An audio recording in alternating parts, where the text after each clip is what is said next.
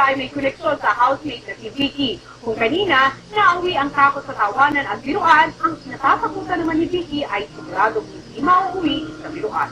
Dahil sa itong seryosong bagay na kapag naharap niya ay maaaring bumuo sa kanyang pagkatao, lalo na't may kinalaman ito sa pagkasira ng pamilyang kinalakihan niya dahil sa paghihiwalay ng kanyang mga magulang. Isang sulat nga maaaring magbigay linaw sa matagal ng tanong ni Vicky. Ano nga kaya ang nangyari sa kanyang mga magulang at kung paano niya hinarap ang takot na ito, narito panoorin yung lahat. Bali si Daddy, may binigay siya sa akin na 18 pages na letter. Sabi niya, is ready na ako, natanggap din lahat, basahin ko lang. Medyo hindi po ako handa na basahin kasi ayoko po magbago yung tingin ko sa kanila.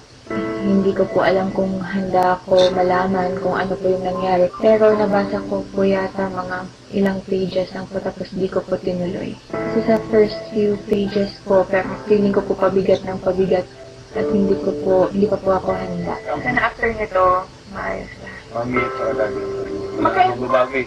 Sila yung may problema. Problema nila. Pero yung problema mo bilang anak nila. Hindi, wala namang problema. Pero yung gusto ko yung si Daddy, nakatira na sa bahay kasi paano kung magkakasakit siya? Paano malalaman? May ibang pangibo siya. Wala. Si Daddy ko po mahilig mag-joke. Nung bata ako, naalala ko lagi kami na kaasaran, nagkukulitan. Sa kanya po ako mas close nung bata ako.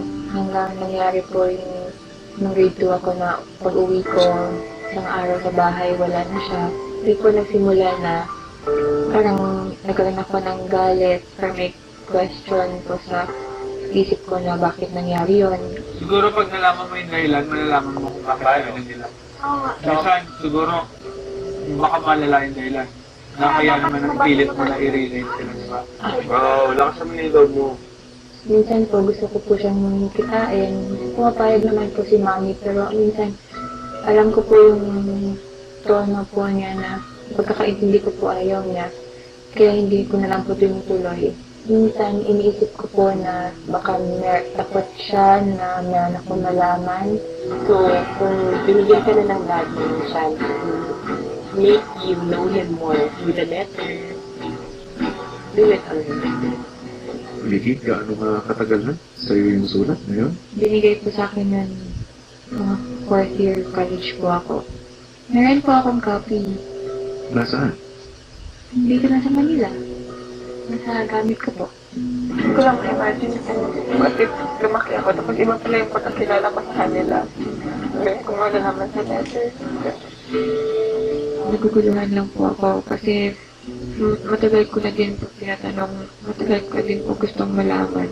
And feeling ko po, nasa tamang edad naman po ako para malaman yon. At yung pakiramdam po na yung hindi ako buo dahil doon.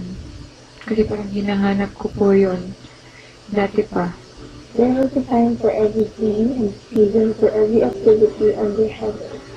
There's a time to be born and a time to die, a time to plant and a time to uproot, a time to kill and a time to heal, a time to tear down and a time to burn.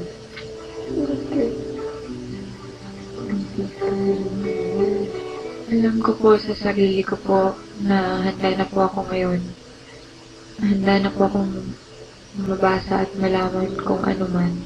O hindi lang po ako handa kung ano po yung mangyayari after ko malaman.